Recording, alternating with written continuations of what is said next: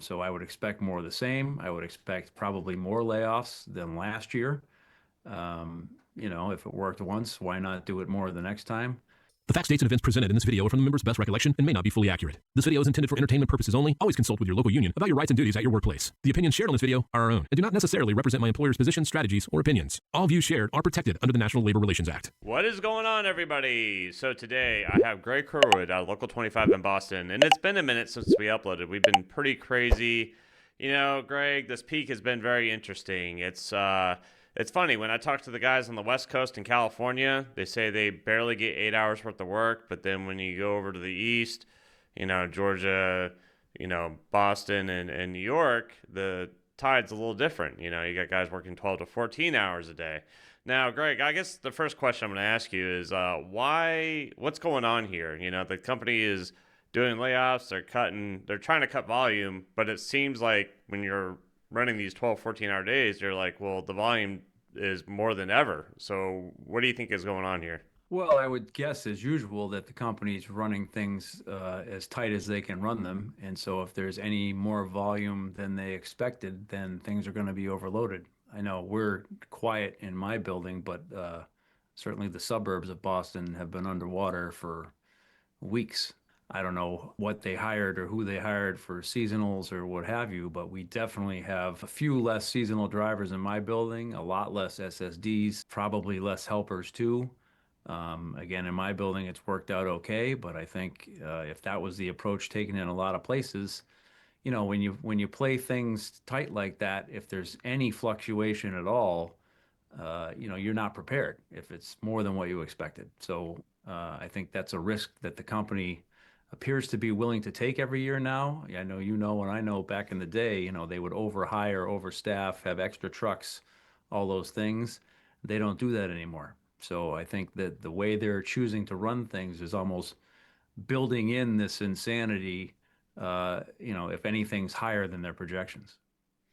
Yeah, and the interesting thing is even during peak season, they're talking about closing buildings, right? And we just got one announced in Atlanta, and you just had one announced recently in Boston. Do you want to hit on that for a little bit? 3 more, yep. They're closing 3 more buildings, one of which is pretty brand new. They're consolidating centers within buildings as well. We had one facility go from 4 centers to 2. We have another one that will probably go from 2 to 1. Whether that's to help eliminate management. Obviously, they staff less management when there's less centers. I don't know. It's all part of the same plan to reduce everything, I guess. Like how this year has gone so far. We went from, buyouts to, building closures, layoffs, and now they're talking about buying more automation. I mean, what do you see in the future when it comes to this company for next year? Well, I would expect more of the same. I don't think Carol Tomé has changed her approach. She clearly thinks she can continue to keep shareholders happy and boost the stock price through subtraction.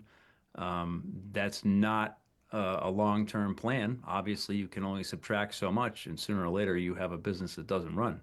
I don't think she's concerned about that. She's going to get her money and get her golden parachute when she leaves. This company used to think in 10 years plans, 5-year plans. Now they think about the stock price for the next quarter. So I would expect more of the same. I would expect probably more layoffs than last year. If it worked once, why not do it more the next time? And so I think we're going to be in for a challenge with the building closures and some of the automation and certainly the planned layoffs. Our members are going to have a bit of a struggle, at least to start the year off.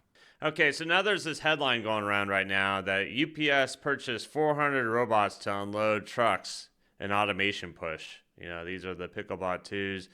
Now, Greg, I got to ask you. So I've been here for a while. You've been here for a while. We've seen headlines like this in the past. Sometimes they amount to something. Sometimes they amount to nothing. I mean, what do you think about all this stuff? As a longtime UPS employee, I have zero faith in the company's ability to execute anything technological.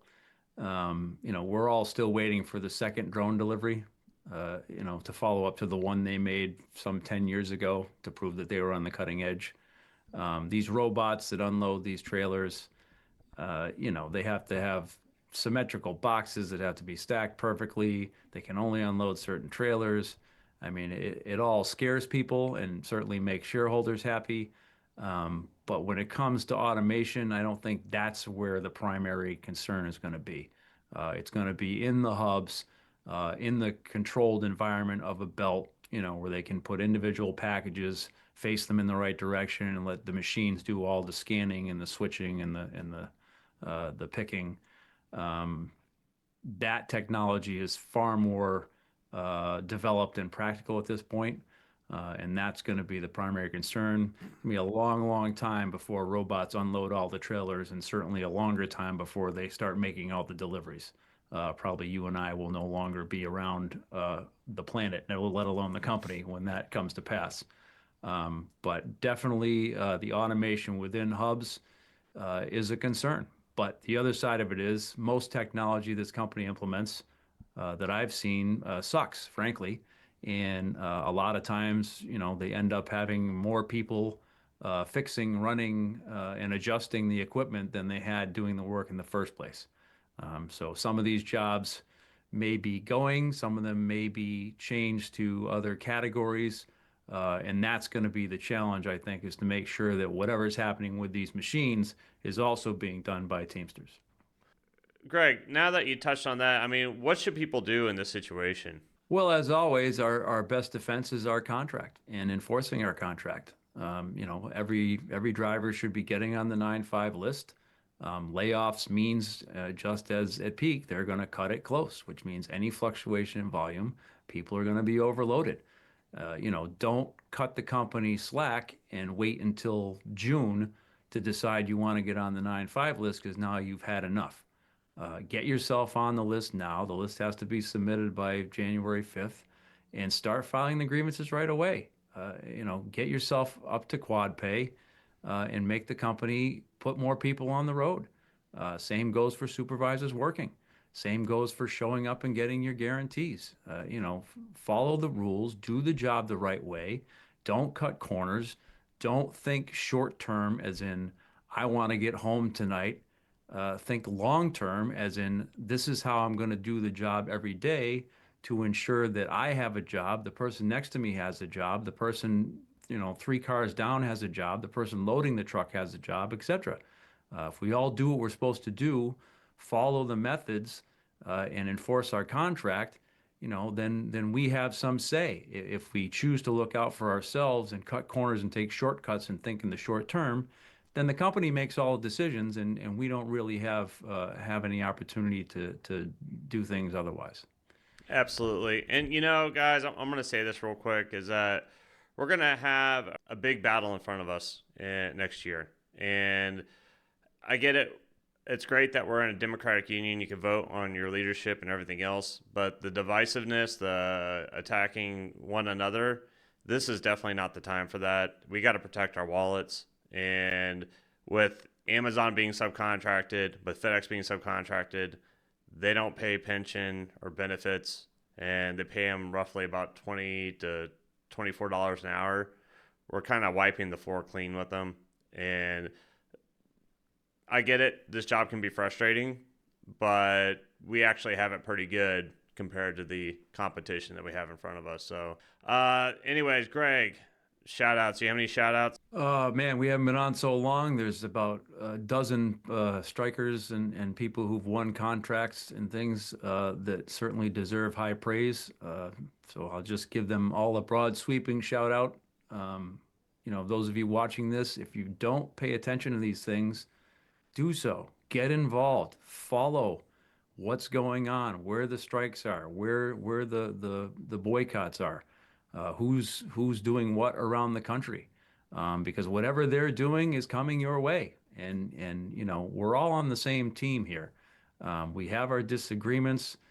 We certainly have our political climate within the union, but at the end of the day, we're Teamsters. We're all Teamsters, and whatever we disagree on is far less important than the fact that we are fighting companies that have resources that we cannot match. And the only thing that we have and the only thing that gives us the ability to fight back and to get what we deserve is our solidarity, is our willingness to stand together and fight for people and with people that we may not always agree with. And if we can't do that, we don't stand a chance. And so I would hope that everybody, certainly who watches this and beyond that, would snap out of that stuff, get involved, pay attention, and act like the Teamsters that we need to be in order to be the Teamster union that we should be. All right, everybody. If you're at a local 720 in Atlanta, I have a second page up right now and a second YouTube channel, Atlanta Teamsters. It's a work in progress, but go ahead, subscribe there. Now, if you have not done so, follow Greg's 401k page on the Facebook. On the Facebook. I am freaking old. On the interwebs, if you don't mind, follow the Facebook Check group. me out on MySpace. Yeah, on MySpace. Yeah. Greg has a brand new ICQ, MySpace, AOL, Instant Messenger. Be sure to add him on there. Anyways, that's all I got, everybody. Love you, and I'll see you next time.